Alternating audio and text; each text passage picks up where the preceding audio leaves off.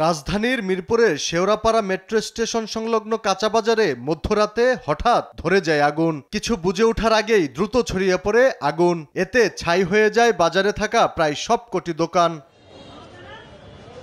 বৃহস্পতিবার মধ্যরাতে লাগা আগুন প্রায় ১ ঘন্টার চেষ্টায় নিয়ন্ত্রণে আনে ফায়ার সার্ভিসের ৮টি ইউনিট।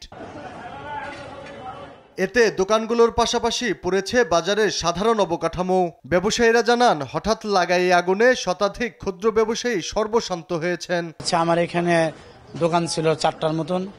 এখানে প্রায় আমার হাঁস ছিল, কবুতর ছিল, বিভিন্ন প্রজাতির হাঁস ছিল। এক করে আসবাবপত্র যা ছিল সবকিছু শেষ হয়ে গেছে। কয়েক লক্ষ টাকা একাধিক ক্ষতি হয়ে গেছে আর কি।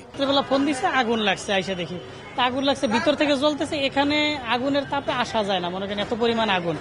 পরে আমরা মনে করেন কিছু করার নাই, সেদিকে এত পুড়ে গেছে, ভিতরে ঢোকা যায় না, আসা যায় না। রমজানকে ঘিরে ছিল ব্যবসায়ীদের পূর্ব প্রস্তুতি। রমজানের আগে এমন আকস্মিক দুর্ঘটনায় তারা পথে বসেছেন।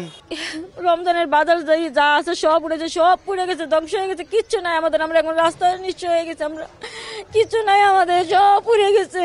তবে আগুনের উৎস নিয়ে কোনো তথ্য জানা যায়নি। তাৎক্ষণিকভাবে ক্ষয়ক্ষতির পরিমাণও নির্ণয় করা সম্ভব হয়নি।